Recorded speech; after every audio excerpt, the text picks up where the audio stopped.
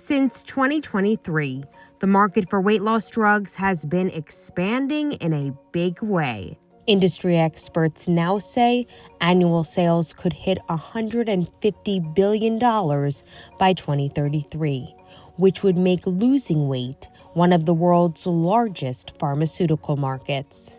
We are probably vectoring 40, 50 billion already, given the latest quarters. This is not outside of the realm of imagination as you add on to additional indications, right? Sleep apnea, for example, prevention of kidney failure, for example. So these are all conditions that we can layer on. Analyst Andy Shea covers biotechnology at William Blair. The weight loss drug industry's growth is mostly due to big players like Novo Nordisk and Eli Lilly. Novo Nordisk makes the GLP-1 medication semaglutide, also known as Ozempic, which treats diabetes, and Wegovy, which combats obesity. Eli Lilly manufactures the GLP-1 drug tirzepatide, found in Mounjaro and Zepbound, prescribed for diabetes and weight loss. But lately, new competition is coming to the table. Novo Nordisk and Eli Lilly are still the leaders of the weight loss drugs market, but there are a number of players coming up who have new mechanisms, new ways of targeting weight loss that the two leaders are not working on or haven't been able to come up with yet. Allison Gatling covers health at IBD and says other companies are working on new therapies to improve weight loss and mitigate gastrointestinal side effects. From the previous generation of weight loss drugs, there have already been improvements by extending the interval from daily to weekly dosages, and this could even stretch to monthly injections. Shea says these changes could increase weight loss magnitudes from 15% to 20 to 25%. So those are all innovations that we can look forward in the future. And so what we just talked about is really on the caloric deficient side of the equation. Looking further in the future, maybe we can also address increasing potential basal metabolic rate, right? We're burning more calories on top of reducing caloric intake. Take Viking Therapeutics. The drug company is developing a quadruple approach to targeting metabolic disorders like obesity. Shea has an outperform rating on this stock.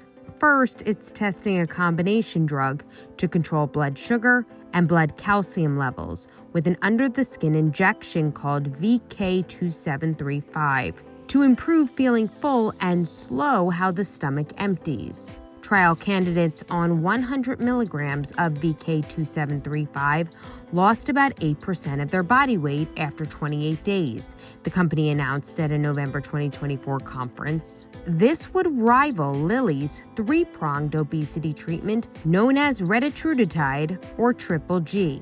It uses Zepbound to target GLP-1 and GIP hormones, plus the glucagon hormone. Then there's Biohaven and Regeneron.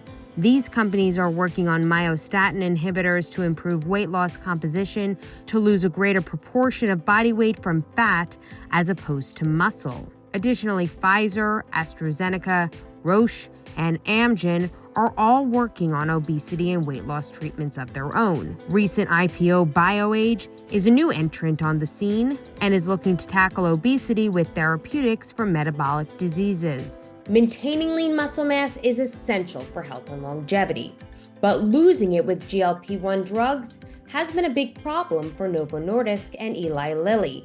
Although these medications shed fat to fight obesity, they can also deplete lean mass found in bones, organs, and muscles, according to medical experts.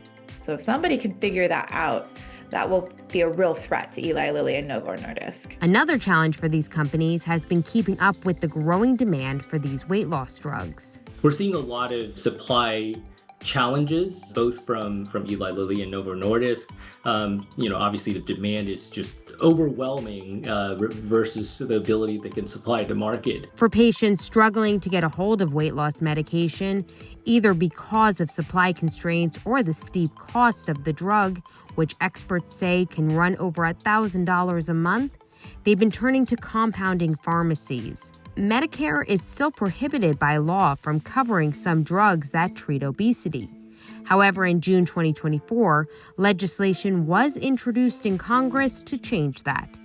Until that legislation passes, the only way some patients feel they can get access is via compounders that can make generic versions. Patients can buy them in bulk, and they are less expensive. That's as long as these medications stay on the FDA shortage list. The FDA recently removed tirzepatide, the chemical name for Zepbound and Mounjaro, from that shortage list. That means compounders can no longer produce generic versions.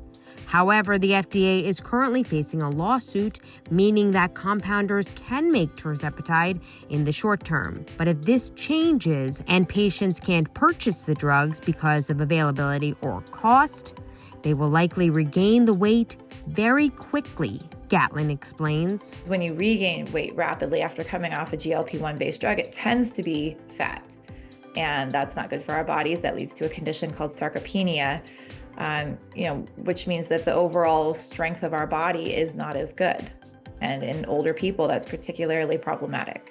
Another headwind for the industry has been combating the perception of these medications. The idea there is that basically this is kind of a life choice and not really kind of a condition that afflicts individuals. And I think we're slowly getting into the right place, which is really kind of a balance between nature and nurture, right? So for those individuals who are blessed with high basal metabolic rate, for them it's hard to see that having a healthy weight is actually increasingly difficult as you age. On the other hand, Gatlin believes weight loss drugs have become more socially acceptable. Insurers are likely to get on board with approving and covering weight loss drugs for patients if there's an added benefit. If it treats their obesity, if it treats their cardiovascular conditions, if it prevents them from having a heart attack. And despite an increase in competition,